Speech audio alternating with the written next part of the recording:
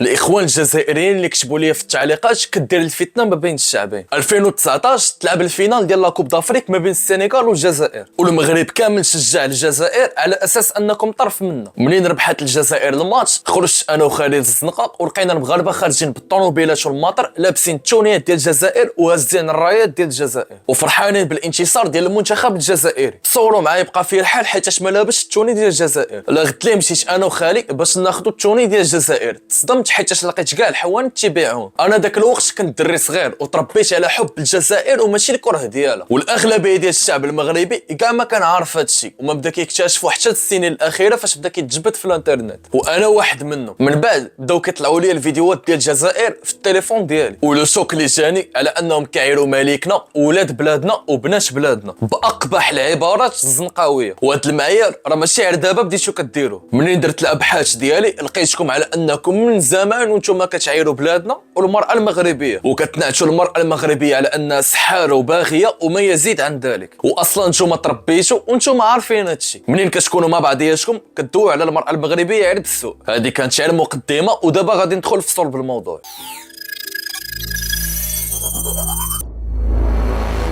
1975 الملك الحسن الثاني الله يرحمه غادي يدير المسيره الخضراء باش يخرج الاسبان من الصحراء المغربيه. جون دانييل مؤسس اسبوعيه لو نوفيل اوبسيرفاتور، صديق جد مقرب من الرئيس هواري بومدين وهو من اصول جزائريه. كيقول على انه واحد النهار كان جالس في المنزل ديالو وجا عنده الصحفي غوي سيتبون فرنسي من اصول تونسيه، وغادي يعاود ليه على داكشي اللي شاف وسمع نهار 16 اكتوبر في الجزائر العاصمه سنه 1975. قال ليه كنت جالس في الدار وجاني اتصال من عند الرئيس بومدين، قال لي غادي تاخذ اول طياره خارجه من فرنسا للجزائر وغادي تجي لعندي القصر الرئاسي. اون فوا دخل القصر الرئاسي تلقاو ليه المخابرات الجزائريه وقالوا ليه وجد راسك غادي دير لقاء صحفي مع الرئيس بومدين. كانوا كيتكلموا عادي، واحد اللحظه بومدين غادي يشعل التلفاز وغيبان الحسن الثاني كيلقي خطاب غادي يعلن فيه على البدايه ديال المسيره الخضراء. انا داك تغيروا الملامح والوجه ديال الرئيس بومدين ورفع دراعه اليمين وقام باشاره لا اخلاقيه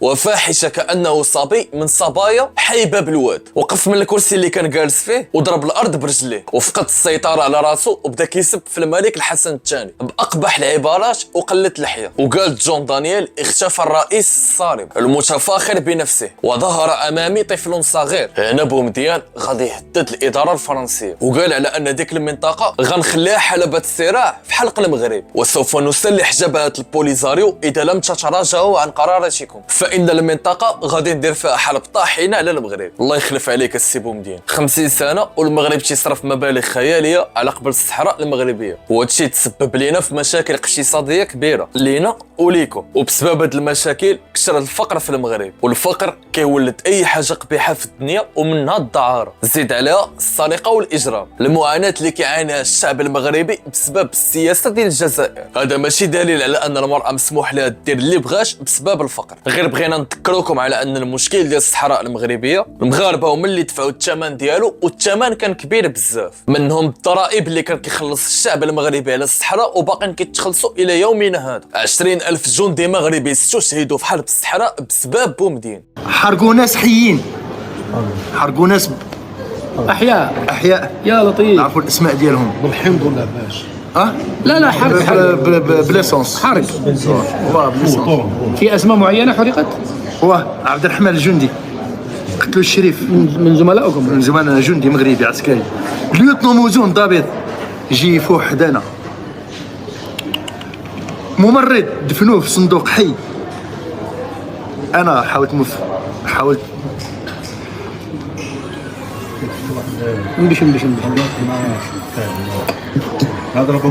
على من نحسبوا هاد الارواح هي الجزائريه، هي جيراننا، هي خاوتنا، هي اقرب ناس لينا، هي اللي كيجمعنا الدم والتقاليد والعروبه واللغه. اون فوا على الملك الحسن الثاني على المسيره الخضراء بومدين سماها المسيره الكحلاء. عدد الناس اللي شاركوا في المسيره الخضراء 350,000 واحد، وعدد المغاربه اللي تطردوا في المسيره الكحلاء من الجزائر هو 350,000 واحد. وبالضبط نهار عيد الاضحى الناس مشات لصاله العيد وفاش رجعات ما لقاتش العائلات ديالها، دخلتوا على الناس لديورهم وتكرفستوا عليهم. الاطفال كانوا كيبكيو والاضحيه بقات معلقه، وصيفطتهم للحدود ما بين الجزائر والمغرب، والجنود اغتصبوا النساء وكتكلموا على الرجله مع العلم على انهم تولدوا وتزادوا في الجزائر وعدد كبير منهم ما كانش عارف على انه مغربي حتى النهار اللي جريتو عليه فيه، وخديتو لهم جميع الممتلكات ديالو من فلوس، ديور، حوانت، مشاريع وحتى الاراضي. بل اكثر من هادشي قلتو لهم في الحدود اللي بغى يبقى يعترف على ان الصحراء الغربيه ديال بوليزاريو، وتخلصوا ضريبه ماليه شهريه لصالح جبهه البوليزاريو. سقسيو الناس القدام ديال المغنيه والغزوات وتلمسان ووهران وما يحكيو لكم شنو وقع. عندما فتحنا أعيننا وبيوم العيد الفطر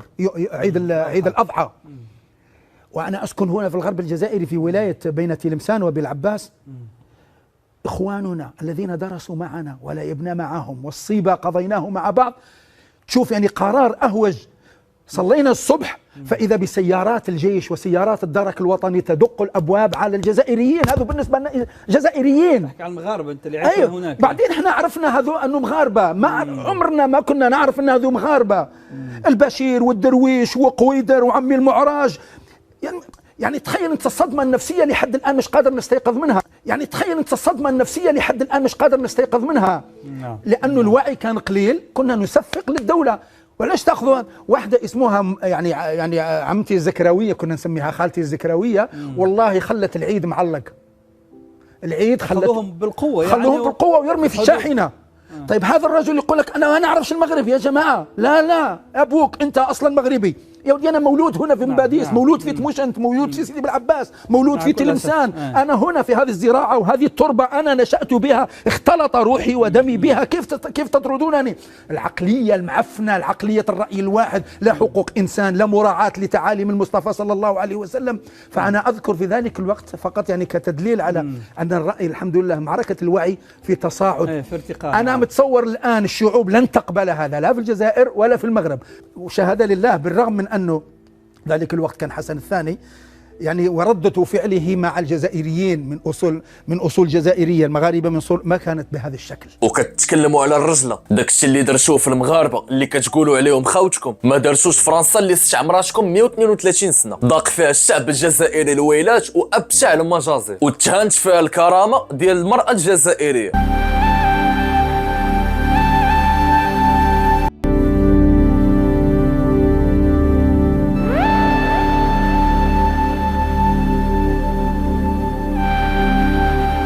وهاد العداوه دي كامله حيت الملك الحسن الثاني اعلن على المسيره الخضراء وخرجنا فيها الاسبان من ارضنا. لكن بومدين كان عنده راي اخر وكان باغي الاسبان يبقاو. علاش بومدين كان باغي الصحراء؟ علاش مشى جاب الافارقه من طوغو ومالي وتشاد وموريتانيا وداهم لتندوف؟ انا نقول لكم علاش. كانت الامنيه ديال الرئيس بومدين انه يكون عنده طرف في المحيط الاطلسي. يعني الجزائريه ما تبقاوش ديروا راسكم ما فاهمين والو، راكم عارفين الحقيقه وما قادرينش تدويو عليها وتقولوا لي كندير الفتنه ما بين الشعبين. شنو هي الامنيه ديال اي رئيس جزائري حكم الجزائر؟ اي رئيس جزائري تيطلع للحكم تيطلب من فرنسا عين تعتذر ليه على ديك الجرائم اللي كانت كترتكب شحال هادي. يعني نتوما كطالبوا غير بفرنسا تعتذر ليكم، مع العلم على ان داكشي اللي دارت الجزائر ما كيتصورش. فين هي الرجله والنيف؟ دواو لي على الرجله والنيف. علاش كطالبوا لفرنسا بالاعتذار؟ حيت كون كنتو رجال غادي ديروا لفرنسا اكثر من داكشي اللي دارت لكم هي، لكن ما تقدروش حيت مازال كتسناو في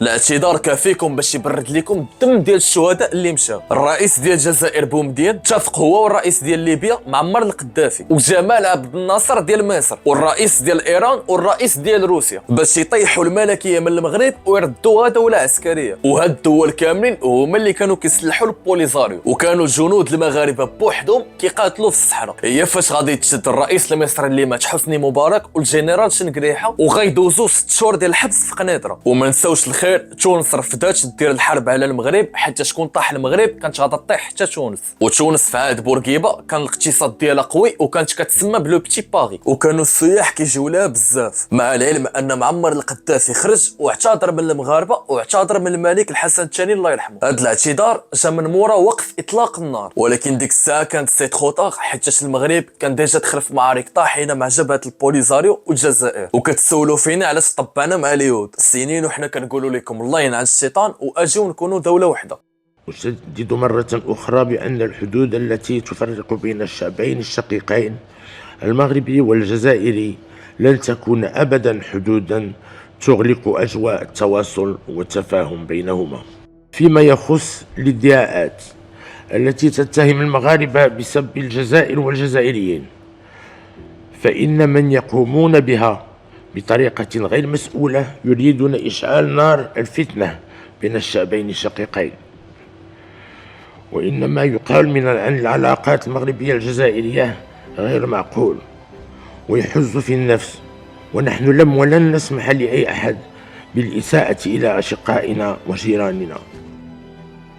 قضية الصحراء ما تخلاش عليها أي ثمن، لأنها قضية مبدئية بالنسبة للجزائر. Je déplore à nouveau l'absence de l'Algérie combattante, dont le courage et la maturité politique obtiendront, j'en suis sûr, avec les pays épris de liberté et de notre organisation, l'indépendance prochaine. لكن بسبب العجرفه والنيف ديالكم كتاخدوها على اساس انها نقطه ضعف ديال المغرب. حنا راه ماشي كنطلبوا فيكم باش تصاحبوا معنا ولا باش تحلوا علينا الحدود، ولكن من باب الاخوه والعرق اللي بيناتنا خيرنا ما يديه غيرنا. الملك محمد السادس كيف شد الحكم اول حاجه دار مشى عندكم الجزائر وقال لكم اجيو نتحدوا نديروا دوله واحده واقتصاد واحد. استهزأتوا به وسط من الجزائر، خدا الطياره في نفس النهار ورجع للمغرب، ونتحدى الجزائر كامله يجبدوا لي فيديو واحد في المغرب ظلم الجزائر. اش دار لكم المغرب كاع اللي تمولوا وتسلحوا وترشيوا جميع دول العالم غير باش تكرفسوا المغرب؟ المغرب ما دار لكم والو، ما قدرتوش على فرنسا ولكن كتبوردوا على المغرب. اكثر من 25 عام وانتم كتشريوا السلاح وتكلاسيتوا الى يومنا هذا من 5 الاولين اللي كيشريوا السلاح في العالم. لمن كتسلحوا النيجر،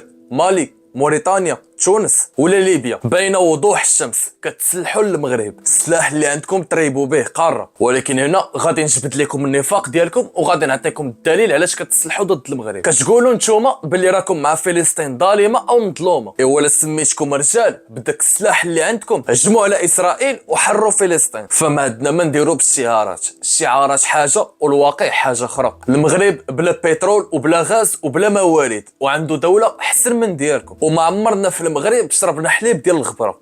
ولحد الآن في العاصمة ما زالت الناس في 2019 تجري على ساشي حليب اللي هو الغبرة مخلطة مع ماء. باش دولة بترولية، دولة اللي فيها ناس عندهم أطماع باش يشروا طيارة خاصة، أنا ما نخليش المواطن يجري ورا الشكارة تاع الحليب. عندك ما صحت لك شكارة حليب؟ واحد 3 شهور اخي، والله غير 3 شهور اخي. حليب تاع شكاين في عين لا ساكنه ما كاش في الحومه صافي سومان. بيان سور مشكل كبير تاع الزوالي هذا الحليب ولا تعمل. عنده واحد يبيع في السنه هنا نديروا لاشان على 5 تاع الصباح.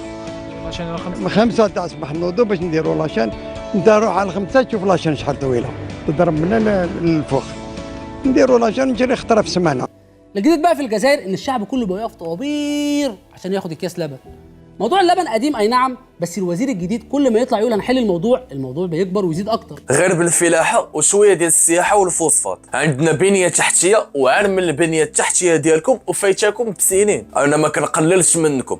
وهذا واحد من اهم معالم مدينه الرباط وسلا، برج محمد السادس، اطول بنايه في افريقيا، 250 متر في السماء. الطبيعه هنا اوروبيه، وهذا الترام يعبر نهر ابي رقراق. وهنا مشروع كان يراد له أن تكون أطول من بناية في العالم الإسلامي في وقته، صومعة حسان. لكن كون استثمرات الجزائر الفلوس اللي خسرت على البوليزاريو لمدة 50 عام كان يكون عندكم في كل مدينة جزائرية دبي. كتقولوا على أن المغرب دولة ليوتي، مع العلم أن فرنسا استعمرتكم 132 عام وهي دولة ديال جنرال دوغول. راه ماشي أنا اللي كنقول، راه هو اللي قالها بفمه وأنا ندوز لكم الفيديو. Depuis que le monde est le monde, il n'y a jamais eu d'unité, ni à plus forte raison de souveraineté algérienne. Carthaginois, Romains, Vandales, Byzantins, Arabes de Syrie, Arabes de Cordoue, Turcs, Français ont tour à tour pénétré le pays sans qu'à aucun moment et d'aucune façon il y ait eu un État algérien. Pourquoi ? Parce que c'est la France qui a fait l'Algérie. L'Algérie est une colonie depuis toujours. واصلا اليوطي راه كان عندكم في الجزائر، كون كنتو رجال كاع ما تخليوه يجي للمغرب، كطالبونا باش نحروا صفتهم الليليه. الوقت اللي كان كيحارب فيه المغرب في الحدود باش ما يدخلوش العثمانيين للمغرب، كانت اسبانيا والبرتغال كيهجموا علينا من الشمال، وكانت المغرب دوله ضعيفه، حاربنا باش ما يدخلوش لينا العثمانيين، ولكن دخلوا لينا البرتغاليين والاسبان. وكون كنتو رجال هاد 50 عام اللي كنتو كتصرفوا فيها في الحرب على البوليزاريو، كنتو تقدروا تعاونوا فيها المغرب باش يرجع صفتهم الليليه، غير من باب الاخوه والدم اللي كيجمع بيناتنا. المشكل هاد 50 عام اللي كنتو كتصرفوا فيها فلوس صحيح على البوليزاريو، كنتو ترجعوا فيها الكرامه ديالكم من فرنسا ماشي على المغرب. النائب اليميني ترأس الجلسة الافتتاحية للجمعية الوطنية الفرنسية وقال إنه يحن للفترة التي كانت فرنسا تحتل فيها الجزائر وإلى أصدقائه الذين تركهم هناك، وذهب إلى أبعد من ذلك حينما قال إن كثيرا من الجزائريين يتمنون عودة الاحتلال الفرنسي، رافضا التعليق بشأن مجازر ارتكبتها منظمة الجيش السري الفرنسية بحق الجزائريين.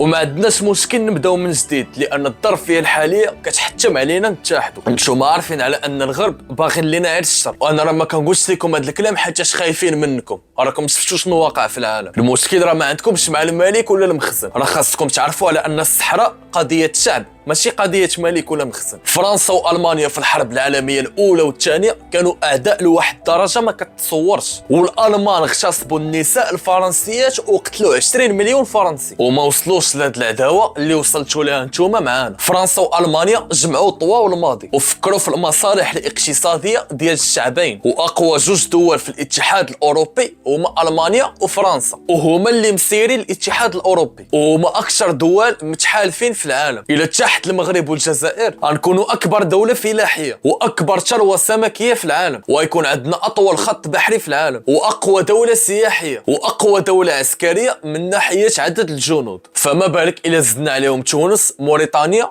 ليبيا ومصر. الى هاد البلدان هادو اتحدوا غادي يحكموا العالم. الى ما بعدتوش من المشكل ديال الصحراء ما عمرنا غادي نرجعوا العلاقات مع بعضياتنا، وهكا ما عمر غادي يكون الاتحاد ديال الدول العربيه. ولا غادي تجيو تكتبوا لي في لي كومونتير حنا طبعنا مع اسرائيل؟ نتوما راكم من زمان وانتوما مطبعين مع دوله شيوعيه اللي كتكره السنه والاسلام، وكيعايروا السيده عائشه اللي هي مرات الرسول صلى الله عليه وسلم، وكيقولوا على انها باغيه واستغفر الله العلي العظيم. اليهود اللي كتقولوا حنا طبعنا معاهم وما قالوش على هاد الهضره، ومطبعين مع الروس منذ قديم الزمان اللي هما المسيح الارثوذكس اشد عداوه للاسلام. المغرب تجيبوا لي ايران وروسيا عندكم الحق، واي خطوه يديرها المغرب تنوضوا تبداو تغوتوا. ما عمر المغرب خدا شي ارض جزائريه ولا تعدى على الجزائر.